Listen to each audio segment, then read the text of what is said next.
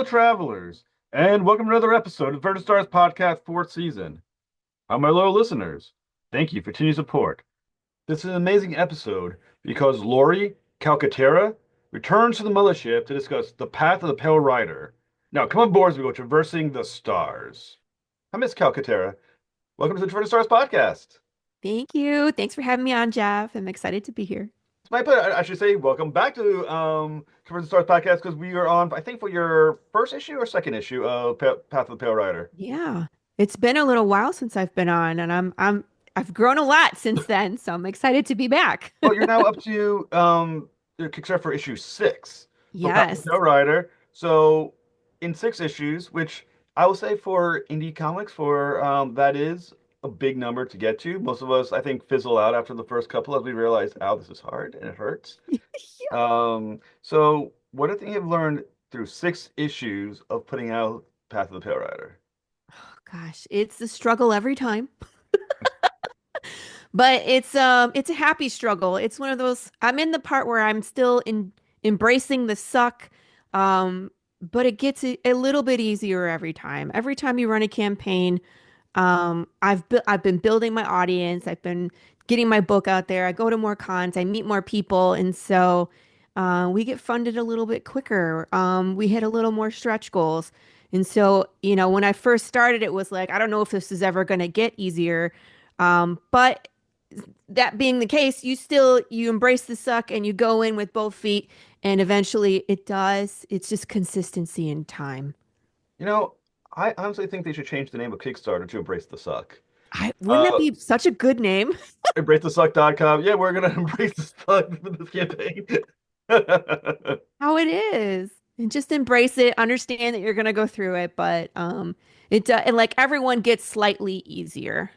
Yeah, like I said, I've been through the Kickstarters on my own a few times, and I will Mhm. say it's one of I find it's one of those things where it's never fun, but like a month or two later, you're like, let's do that again. Right, right. It's like giving birth. I know it makes no Because sense.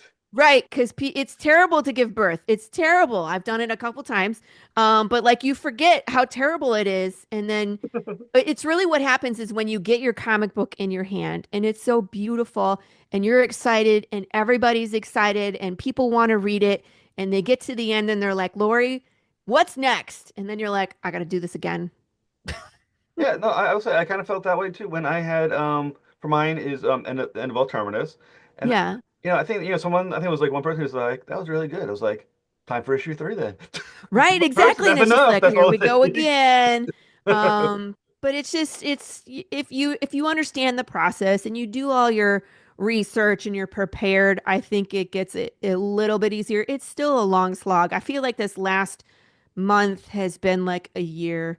Um, Well, it feels like it, right? It I would does. say crowdfunding has become more as the expenses increase and inflation Yeah. increases.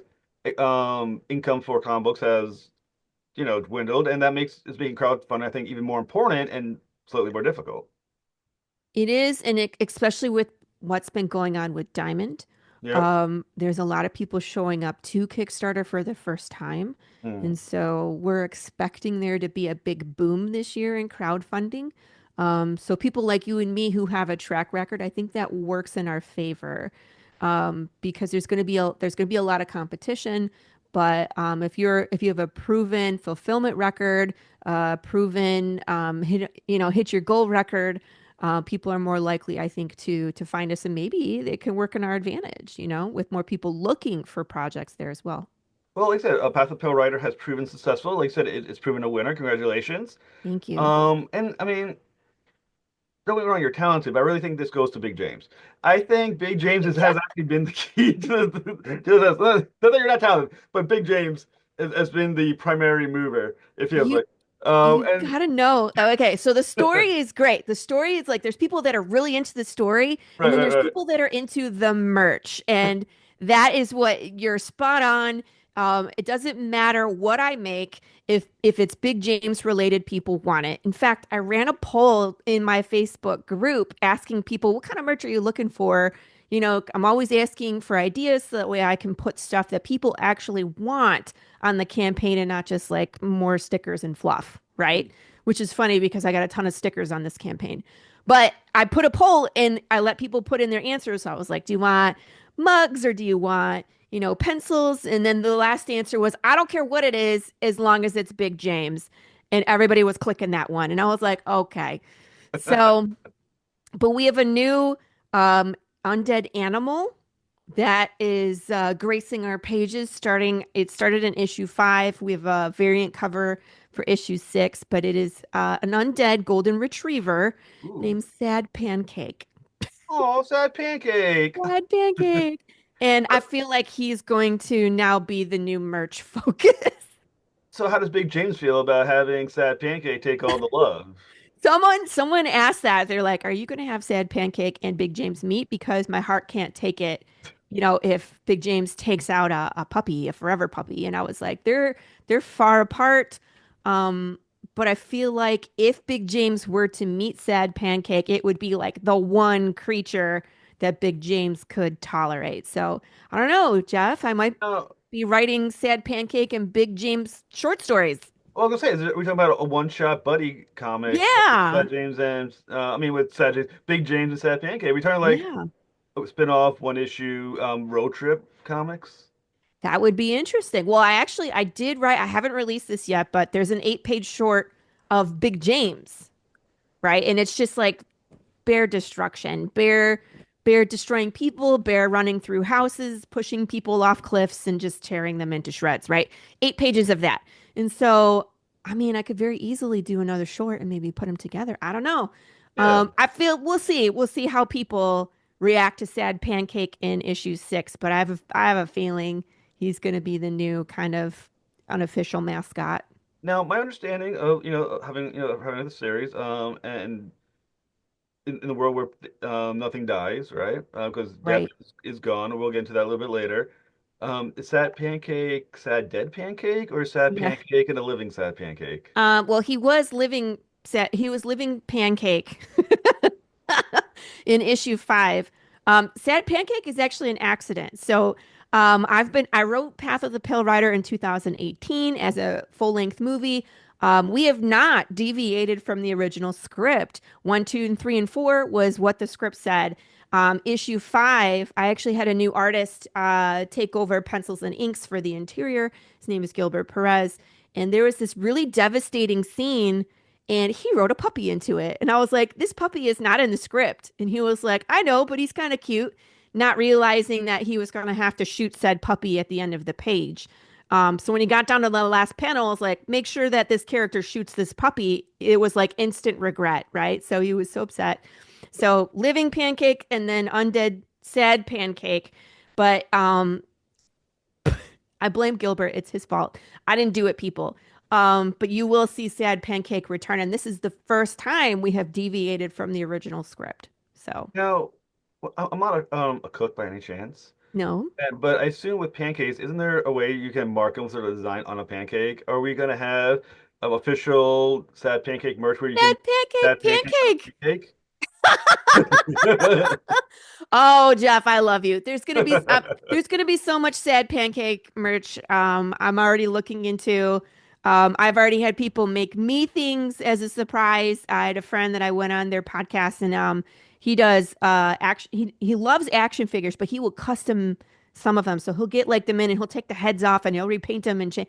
So he bought this little tiny dog figurine, and he redid it into Sad Pancake. It's gorgeous. So that would be hilarious to have pancake. You know what, Jeff? I'm working on scratch and sniff stickers. We could have pancake scented or maple syrup scented stickers of Sad Pancake as a pancake.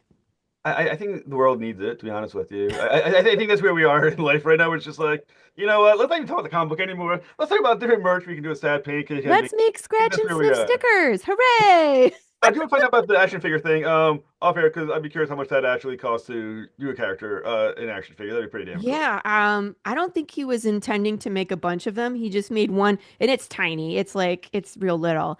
But I warned him. I was like, when I post this to social media, everyone's going to ask me how do they get one. Yeah, that's how this rolls. Oh, and it happened.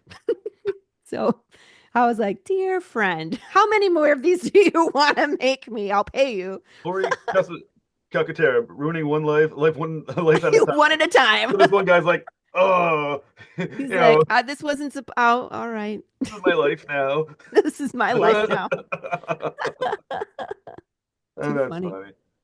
But we got Big James. Also, we got Sad Yeah. Pancake now. I mean, don't get me wrong. I'm sure Angry Cat will come out soon as well. That we're gonna move down the animal line. But my question is, Jude. How does Yes. he feel being now the third favorite character in a series where he's the star?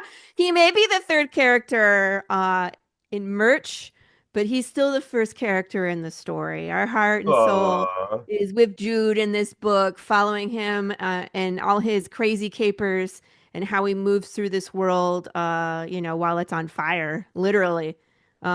So Jude still has a great place in all of our hearts. We have Jude St. Clair merch, usually with him doing ASL swear words. It's hilarious. That's what Is he there does. Jude as an animal though merch There, that you can now pay there attention is. to? There is? Did you know that? Did you see? No. Yeah. Okay. So Gilbert Perez is has a really funny sense of humor, and he and I were talking one day, and he was like, "What if I drew a combination of Jude St. Clair and Big James?" And Oh. we have merch on the campaign. You can get a print of his drawing, and we labeled it Big Jude. It's Big James the bear dressed up as Jude St. Clair in this like really cool action pose. There will be Jude St. Bear coming as well, where it is Jude in a bear suit at some point. Will So, he have a cowboy hat at that point? Jude St. Bear is in a fuzzy bear suit. No, he will not have a hat, but I feel like he Jude needs a. What is it? Big Jude? Big Jude does have a cowboy hat. So I'm Yes. saying I do feel like a cowboy hat is a necessary accessory for any Jude animal slate mix that we're I don't talking. know. I think it would be really cute with like one of those. It looks like one of those onesies that you put the kids in with the big fuzzy ears. Like that would be hilarious. So Jude is getting into the furry business. I guess. I don't know. We'll see how Gilbert draws him. I think Maybe he thinks he can survive longer that way. we're taking Path of Terror into a totally new In a totally direction. different direction, people. No, that's awesome. So, so far as Jude goes, because I don't, I want to take too much of the spotlight away from him, because he had Yeah. stuff with Big James as it is in Sad Pancake, so we got to at least not ignore him, even though you've seen that there. So I think the interesting thing is, so for those who either are not familiar with Path of Pale Rider or who need to be refamiliarized with Path of Pale Rider, he's basically looking for is the right word cure or end to the undead living situation? Like, what's the how are you phrasing it? Where he's looking for the cause and the solution. He's trying to figure out what happened because it really there's at the core of our story is a bunch of conspiracy theories because when death is broken and if you're unfamiliar with Path of the Pale Rider, what we mean is your body can die, but your soul, your energy, it doesn't leave your body upon death. So you're not flesh eating, brain craving zombie. You're your personality, your memories in your body for a while, but as your brain rots, it's like having dementia and fast forward. You lose your memories, you lose your ability to regulate your emotions. Maybe you're vegetative or uncaring or violent. Um, that's how it hits everybody differently. And it's people, animals, insects, and fish. And so things devolve back to the Wild West pretty quickly. We have a lot of problems. What do we eat? Where do we put everybody? Zombie ethics, right? Can you own a home? Can you drive? Can you vote? And for how long? Hmm. Right? Because as your brain is eventually going to decay far enough to make you chaotic. And so Jude is in this world following all these conspiracy theories. Was it the rapture? Was it a virus? Was it aliens? Was it government meddling? It could be, is it food? Overly engineered food, vaccines. There's so many conspiracy theories because when death stops working, it could be anything, right? And so he has this journal that he's been keeping track, different theories and traveling the United States trying to figure it out. And he has his eye on this person. He's tracking this person named Dwayne Fink, um, who claims to know. how the apocalypse started. So he's on that journey to figure it out. And if he can, he would like to put things back, but who knows if he can. Well, here's my question. Let's say Judy's successful, okay? He figures Hmm. out the cause, and not only does he Yes. figure it out, he's able to stop it, okay? Yeah. Does things like our Big James and Sad Pancake and allow them automatically then die, and does he have the right to make the decision for them? This is a great question. And I do address this in the story, but I'm not going to tell you right now because we'll get there. But I wanted to say, and I have been saying this, this isn't a spoiler. Jude does figure it out in the first arc. He figures it out in issue 10. If you're paying attention, you might figure it out before issue 10. But issue 10 is where I like smack you in the face with the answer, right? But like 8 and 9, you might figure it out. You probably have a good theory, but 10 is like, this is it. And so after that, then Jude is on the path to try and see if he can put it back to the way it was. So Now, if you're one of those people who are um I'm a un, plotter. Oh, undead living, undead living, I guess is the phrase we're using, undead living, is that correct? undead sympathizer? Like, do I The, the, sympathize with the the, undead the, the, or the humans who are technically would be dead except for the death is gone, or we're not calling them the undead necessarily. What's the phrase we're using to describe I call them the undead or the living impaired. the living impaired? Okay. So if you're one of these living impaired individuals Yes. and you Jude figures out how you cure it, are you thinking, yay? Are you thinking, fuck?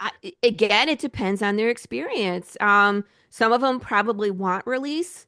There's some characters that have been hurt pretty bad and they can still feel. So people that have been burnt to death and they're having to endure some kind of pain every single day because their nerve endings are on fire, I would think they would want rest. Hmm. Other people that are still intact might want to stay on for a little bit, but eventually, you lose your mind and it's like, do you want to be around for that? I wouldn't. Hmm.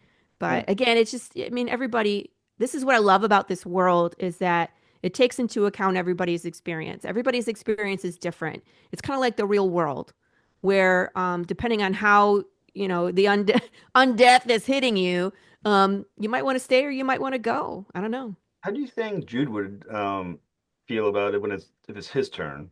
Jude is terrified of being undead. He Yeah. is he has said that in the story. Because there's another character, Lola, that was like, why do you continue? Like, we could stop your heartbeat right now and you could come to our side. And he just flat out admitted, this terrifies me. He's like, I've seen the decline. I've seen it again and again and again, how people lose their humanity. And he was like, I would not want to do that. I'd want an end, but there is no end. So what do you do? And I think that something interesting, because from issue 5, the Yeah. way you had a sort of like a letter to the reader, as it were, at the very beginning, where you're talking about what happens to a country when it, in collapse. Oh yeah. Whether or not it's through, you say like, is there like fireworks or there actual gunfire, when you're thinking about it. Um, how much of an allegory is this for United Real States life. and everything else that happens, considering how things are being viewed? Maybe. So, okay. I wrote this in 2018 and the script was the full-length movie completed by 2019. So issues 1 through 12 have been intact since 2019. So Yeah. pre-pandemic. And so when you read the story, issues well, issue 3 especially will remind you of the pandemic. It astounds me that my story, the way that it's releasing, is like current events. Yeah. It breaks me out. Issue 5, we released the PDF. So that, what you got, came out on November 5th, on Election Day, Hmm. 2024. And so it's bizarre because the story has been that way since 2018. I can't control how it comes out. That's artist involvement and printing and So, fulfilling and kicks. It boggles my mind. You know what I mean? so, So that's been there, Jeff, since oh, 2018. but this is an important question then. Yeah. Is this all your fault? I know. Yeah. This actually comes up in quite a few of my podcasts where I get like people blame me for the pandemic, people blame me for chaos. I got blamed for someone missing their flight yesterday. Um, because I nonchalantly was like, hope you catch your flight, hope it doesn't get canceled. and it got canceled. So I don't know. Maybe that's just me. I'm the harbinger of bad news. But yeah, if the dead start walking around, I'm Which is sorry. possible. I mean, where was it? I'm trying to remember. Was it Australia where there's a new zombie spider? Did you hear about that one? The cordyceps Yeah, fungus. yeah, the fungus that takes over the is now created the zombie That's been spider. around for a long time. I, That's not new. I just read about that though. There's like a new thing they found. That's It's like, not new. It's not new. It's just cordyceps. Maybe it's new to that area, but it's the same fungus that they based Last of Us on, where it literally takes over. It's a parasite fungus that will take over the brain, and it like can control the. It's bizarre, and it it's the eats. spiders though, isn't it though? Yeah, That's the story. it eat. That's it. That's the this cordyceps. But cordyceps is amazing because it's specific to that organism. So it's not like the cordyceps that can infect that spider can also infect humans. Yes. It's very specific to that organism. So we're safe for now. If a Right, but human it's starts walking around and we're gonna live Last of Us, I'm getting a lot more guns. I'm just but gonna but put but, that but out there. I mean my point is though, eventually it's gonna happen. We're gonna I have mean, it could. cordyceps that affect humans, obviously bears, and once again, it's gonna be your fault, quite clearly. Damn. I hope I'm not around for that. I'll just say that. Hope I'm not around for that. Because that'll be a bad day. One day, so just in the future, 20, 30, 40 years from, they pick up a comic book Path to Paper and they're like, who's this Laurie It's Calcaterra? And then field the next day, zombie plague. dang. And they're like, it's a field guide. This is what we're supposed to do. It came down from the heavens, this book about how to survive the Oh apocalypse. gosh. If my book gets moved to current events, we're in big trouble. Well, you need to put somewhere where I'm very successful, so that comes into the world. So apparently, you can make things just happen. So if you can do that, I appreciate it. I keep trying to write where I win the lottery numbers, but that hasn't worked yet. Maybe it's only bad stuff. I don't know. That'd be awful mutant power, the power to make just bad shit happen. Yeah. Like people are like, Lori, can you stop writing? Okay. Get the call from the president. You know, you Right. need to stop. Who is this? No. So going back to the comic book, in issue five, there's a reference to someone called the Golden Man. So can you tell us who Yes. he is and the importance of him in the story? Okay. So Jude St. Clair has been looking for this guy named Dwayne Fink. He finds him in issue two, but then I drop everybody into an extended flashback. So we miss out Dwayne Fink for, two episodes, two issues. And so from issue two to issue five, Jude is back in with Dwayne and finally gets to ask him, okay, what do you know about how the apocalypse started? And Dwayne says, the Golden Man claims that he has beaten death.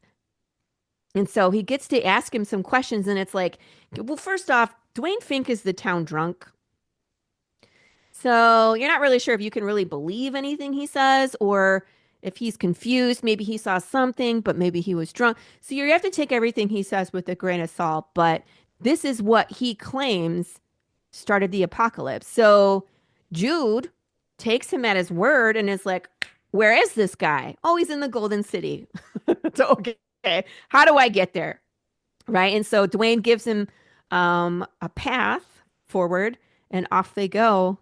Bad things happen, of course, when they leave Santa Claus, but it's a journey. No, But no, he's not. that's his intention now is to get to this golden city and talk to this golden man. Well, I'm gonna make a minor correction for you. You said Oh, yes. he stops. I think you said stop death, but in the comic book he says he puts the cuffs on death. Thank you. Now, He's said how it a couple literal? different ways. Right. So how So where literal we is are, that? how what? Literal is the idea if you put the cuffs on death, which is obviously what they can You're handle. gonna, like I said, you have to take everything that Dwayne says with a grain of salt. Where because I'm writing, he is very much a part of issue six, and he's gonna say the same thing with different words a couple times, because that's Dwayne. So you'll have to figure out exactly how literal he is. You'll Because find out. as a fan of Supernatural, the TV show, Mhm. there's a part I think it's towards the end of there's a suggestion in the in the season five, but it goes up again in I think the beginning of season seven where Death gets handcuffed, basically gets put in chains as a sign of Oh. control. Now my question once again Oh. then is how literal are we talking with cuffs on Death then? Mm. You're gonna have to read to find out. The Golden City is on Jude's radar, so you have to see if he gets there and finds gold and see what he has hidden up his sleeves. Now, I haven't seen Supernatural, just so you know. I tried watching the first season. I think I got to like episode 8 and I gave up. So, You got well, the first six, seven, and maybe four episodes in. I know both friends of Carissa, and she's a huge Supernatural she's geek. huge. Yeah. I will tell you can ask her as well. Up through maybe the first 3 or 4 episodes of season 7, Supernatural is a brilliant series. It falls apart later on, but that Darn. first 6+ seasons, brilliant series. And one of the I'm gonna best keep moments, trying. you gotta give it a shot from episode 1 to Yeah. like season 7, episode 4. And so one of the Do best they moments kill someone? ever. What happens on that one? Do they kill someone off and it makes everybody angry? Oh, there's a lot of death in Supernatural. Okay, good It's to all know. about demons and angels, and death shows has some major parts in it. I got to interview the guy who played Death. It's pretty cool. So just pat myself on the head. Interesting. Good job with me. But the episode has an angel who's basically God, and the humans put little chains on Death so they can control him, and thus Death Mm. can't do anything while he's chained or without permission. So I'm just thinking to myself, as a friend of Krista and all that, how much what we talking is, literal and how That much is figurative cuts. all I'm gonna say is that is one of the theories. Okay. That Just is one of the theories. There's other theories that Jude is actually death and has forgotten. mm, that's interesting. That's an interesting twist. Yeah. You And then could there's use another that. theory that death is following Jude wherever he goes for whatever reason. Hmm. And that either he needs to kill, like Jude somehow evaded death, and that death has to kill him and put things right before it can continue doing its job. So there's lots of really interesting theories. I'm Now, not going to tell everybody if they're right. for hypotheticals, okay? Hypotheticals. How much does it change the story whether death is figurative death and this is more like a scientific thing, or death as literal death and it's an actual entity? How does that change how we're perceiving the story at that point? Uh, I don't want to say much here because you're dancing around Okay. what's going to happen. What I can say is a little from column A and a little from column B. Okay. We have a scientific supernatural approach Okay, that we're very going to cool, very cool. find. Another character that's introduced in that we get introduced to is the character named Miguel Blanco. Am I saying it correctly? Miguel Blanco, Miguel yes, Blanco, in yes. issue 6. So, okay, honestly, he feels like he's gonna be the big bad for a couple of issues Mhm. here at the very least. How does he factor into the bigger story? He is a major player. He is a major player, and he has something that Jude wants, and he wants something in return. And so issue 6 is great because Jude has to make up his mind if he wants to play this game or if he wants to go his own way. So there's a big decision, which leads up to issue number 7, Jeff, and that one's my favorite. Issue 7 is my favorite in the first arc. So we're setting up a big moment in next issue. But Miguel, the way that I name people very specifically.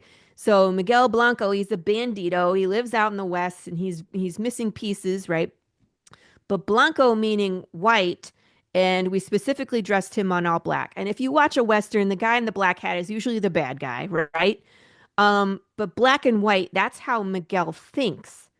He's ultimatums and he's no in between. So you either give him what he wants or he gets rid of you. And so Jude is in a very dangerous place right now. In fact, I don't think from Jude's point of view, he's always in danger, but he doesn't realize how dangerous this is for him being in this camp. And so Miguel plays a big part in this issue. He plays a big part in future issues as well. So, my question for a man like Blanco, okay? Hmm. Now, my question would be this: for obviously the goal of most bad people is usually one of two things: power and money. It's one of the two. Within a country and potentially a world where the government body is gone, currency probably doesn't have the value that you would think it would have because once your government, you lose the backing of the government to back a currency. The fact that Right, currency goes away completely, America is in a bad place. right. The president, my understanding is either undead or completely gone. Yes, So, so both. right. So he's obviously not working for. So the money issue isn't quite there. So what is his end game then? Like, what is it that What is his end game? You'll find out in issue six. You'll find out in issue six what he's gunning for. And you're right. I wouldn't say it's necessarily power, but maybe knowledge. knowledge? There's something that's been going on that's real fishy about the undead. And where do they go? Hmm. The, the government's been what I call is collecting them. They've been collecting them. They have this police force, the collectors that go around and it becomes illegal for the undead to be in a living community. So they collect them, they throw them into a black, panel van and they take them to the undead retirement community, whatever that is. All right. So I mean, so his goal. I mean, we talking. I mean, he's a bad guy, so assuming his goal isn't then anyway positive You think or he's a bad guy, okay, that's interesting. but maybe he just has a different goal than Jude does. Jude's Huh. goal is to get to the Golden City and to Right. figure out what broke Death. That's not Miguel's goal. Right. So, but from the undead's point of view, a lot of times what they're doing is not wrong.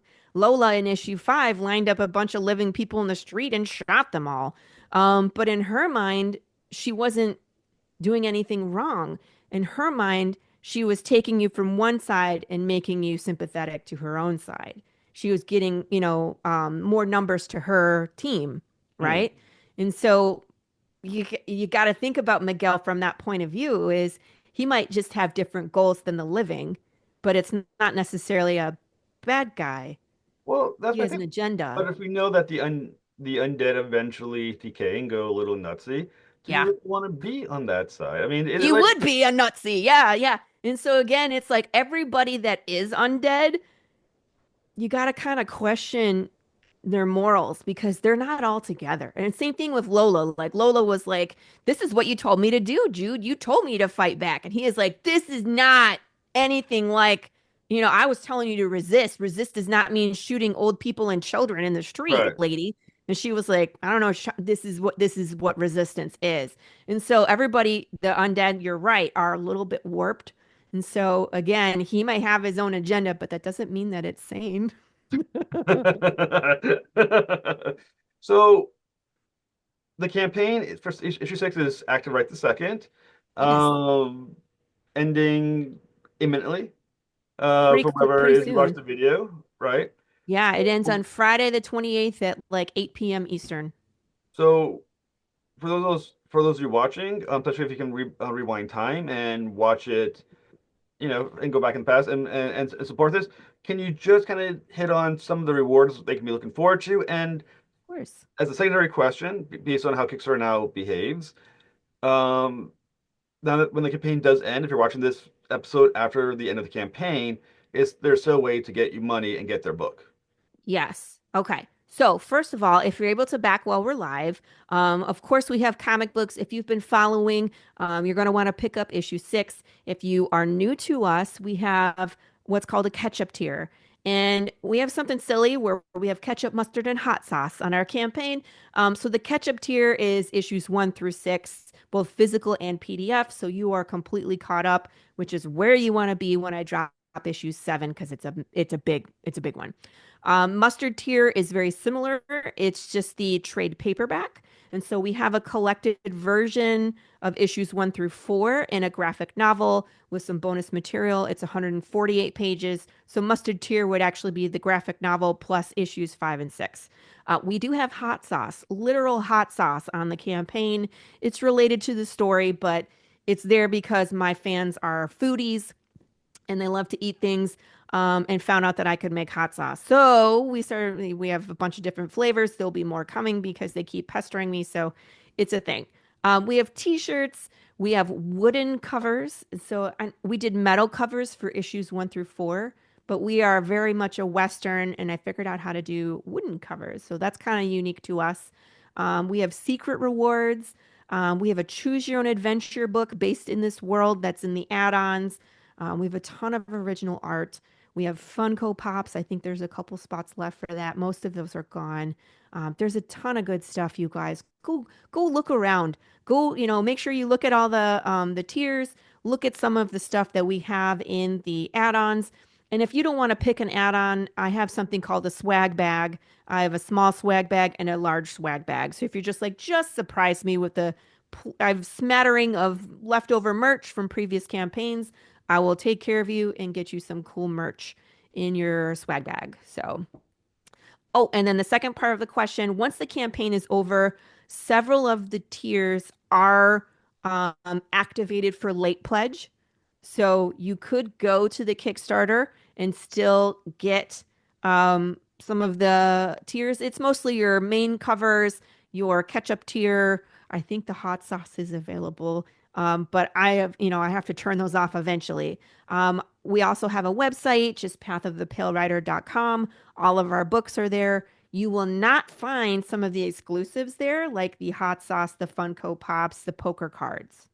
So those are three things that you have to get from the Kickstarter. Just want to let you know. You also can have digital download from chartercomics.com in any one world. That's the letter N, the letter E, the number one, world.com. I have a collection there as well. If you are an international backer, you can get the trade paperback shipped to you anywhere in the world with anyoneworld.com. I think that's about it. So the other really important question that everyone's going to have is when is issue 7 campaign going to launch? This summer Okay. for sure. I usually don't pick the date in advance because you never know, like shipping could go awry, or like oh, I'm waiting for my Funko Pops and blah blah blah, or So we Gilbert has 10 more pages to do of this issue, so it's well on its way to being complete. And then we will launch issue 7 campaign over the summer. You're not going to want to miss that one. We're going to have a ton of variant covers, super cool merch that I've been saving specifically for 7. We will probably run Kickstarter for 8 in the fall. And either we will fulfill by the end of the year or early January 2026. And then after issue 8, we're doing another trade paperback. Very cool. Like I said, you got a lot Yeah. going on. Always. If you're watching the episode, maybe back right the second because it's going to be over.